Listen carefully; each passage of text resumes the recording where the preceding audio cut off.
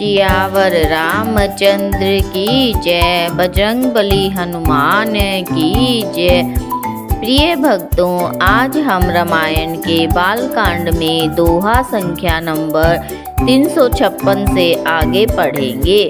लेकिन उससे पहले जो नए श्रोतागण हैं वे मेरे चैनल को लाइक, शेयर व सब्सक्राइब अवश्य करें और कमेंट में जय श्री राम लिखना ना भूलें। सियावर रामचंद्र की जय। घोर निशाचर बिकट भट, समर गनहि नहीं काहू। रामा समर गनहि नहीं काहू, मारे सहित सहाय किमी। खल मारीच सुबाहु, सियावर राम जय जय राम। मेरे प्रभु राम जय जय राम।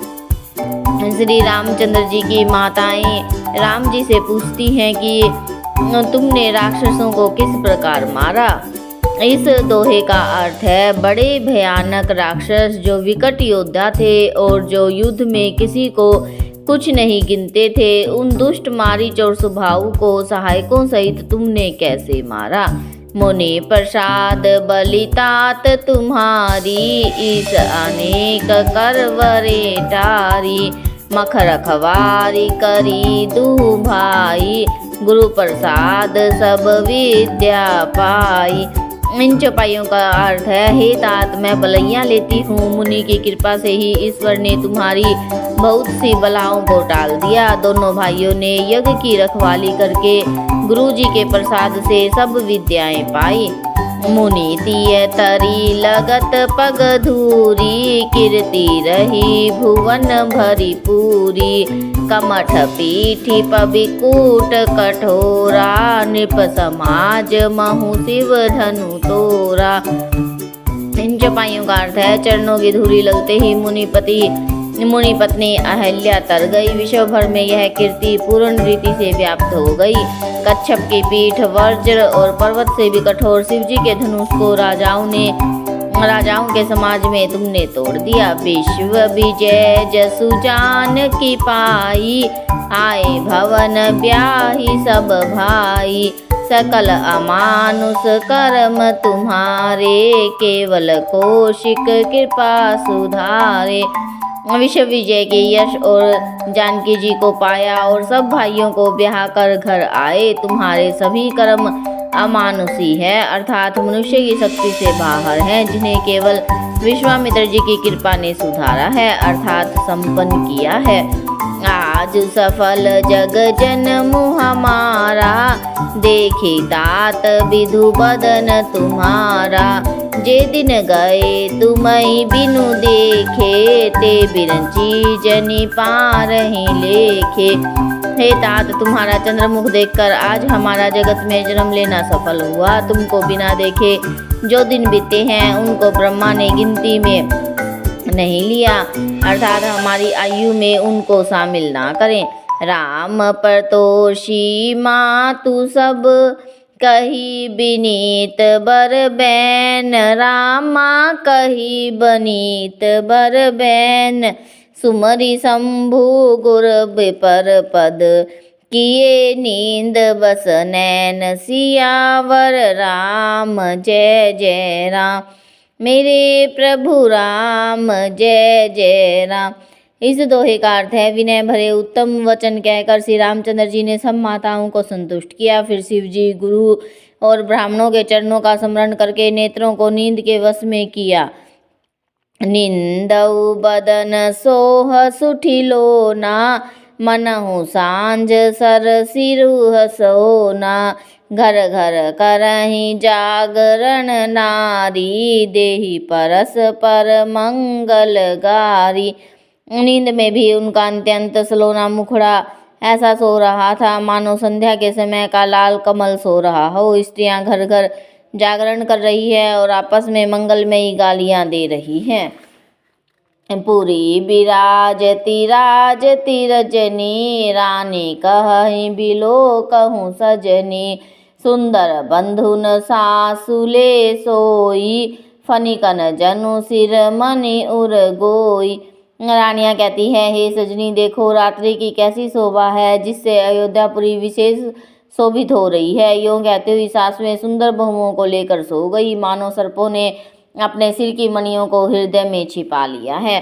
प्रात पुनीत काल प्रभु जागे, अरुण चूड़ बर बोलन लागे। बंदी मागधनी गुण गन गाए, पुरजन द्वार जोहारन आए। प्रातः काल ब्रह्म मुहूर्त में प्रभु जागे, मुर्गे सुंदर बोलने लगे, भाट और मागधों ने गुणों का गान किया तथा नगर के लोग द्वार पर जोहार करने आए। बंदी विपर सुर गुर पितु माता, पाई आशीष मुदित सब भ्राता। जननी सादर बदन निहारे, भूपति संग द्वार पगुधारे।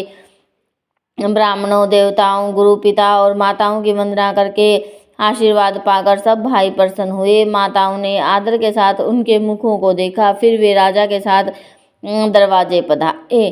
की न सोच सब सहज सुचि, सरित पुनीत नहाई। रामा सरित पुनीत नहाई, प्रात क्रिया करी तात पही। आए चारु भाई, सियावर राम जय जय राम। मेरे प्रभु राम जय जय राम। स्वभाव से ही पवित्र चारों भाइयों ने सब सोच आदि से निवृत्त होकर पवित्र सरयू नदी में स्नान किया और प्रातः क्रिया करके वे पिता के पास आए। यहाँ हमारा नवा प्रायण तीसरा विश्राम पूरा होता है। इसके बाद हम आगे की कथा सुनेंगे। भूप बिलो के लिए उरलाई, बैठे हर सिर जाय सुपाई। देखी राम सब सभा जुड़ानी, लोचन लाभ अवधि अनुमानी। राजा ने देखते ही देखते उन्हें हृदय से लगा लिया। तदंतर वे आज्ञा पाकर हर्षित होकर बैठ गए। श्री रामचंद्र जी के दर्शन कर और नेत्रों के लाभ की बस यही सीमा है, ऐसा अनुमान कर सारी सभा शीतल हो गई। पुनि वशिष्ठ मुनि को शिकुआए, सुभग आसन ही मुनि बैठाए। सुतन समेत पूजी पद लागे, निरखी राम दो गुर अनुरागे।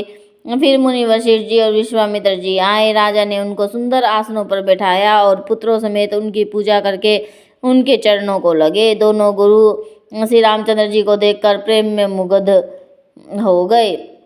कहाई वशिष्ठ धर्म इतिहासा, सुनहि महिषु सहित रनिवासा। मुनि मन अगम गाधि सुत करणी, मुदित वशिष्ठ विपुल विधि बरणी।